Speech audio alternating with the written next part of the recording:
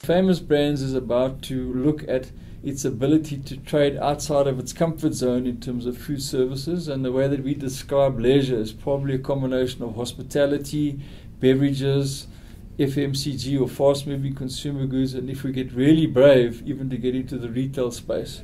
So that's where we want to be taking the business long term. But however, not for one moment abandoning our food service business, where we still think there's strong runway for growth in terms of acquisitive growth by continuing to acquire what we think are best-in-class franchise brands, by making sure that we continue to deliver what we call organic growth or like-on-like growth for our existing franchise partners. Numeric growth, the target this year is to open 300 new restaurants across the South African and African landscape, and then to continue to look at what we call low-hanging fruit in terms of our manufacturing business. We're embarking upon possibly later this year manufacturing our own serviettes, which is currently being outsourced to a third-party vendor. We go through 300 million serviettes a year in this group, so it's a part of the business that we think we should be doing ourselves.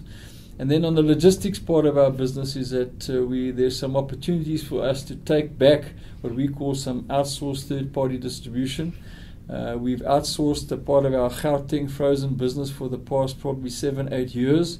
It's a business that's worth about 400 million rand in terms of revenue, currently being done by another vendor called Vector. The problem is at Midrand right now is that we've got a capacity problem, so we're looking at the capacity for Midrand.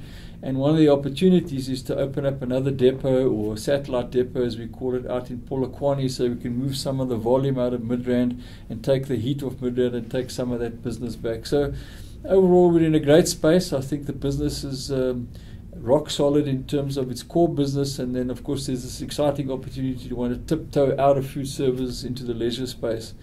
And in that respect, what we've done too from a structural perspective is that earlier this year my title was changed to Group Chief Executive, and we installed another colleague of mine, Darren Heel, as the CEO of Food Services. So Darren will now be responsible for the day-to-day operational part of the business, and my role will change in terms of being much more strategic and looking at the business long-term in terms of acquisitive growth, strategic growth, and how we can set Famous Brands up on a path where it can continue to grow for the next 5 and 10 years. So overall, I think these set of results, great set of results, but I'd like to say with still a lot more still to come.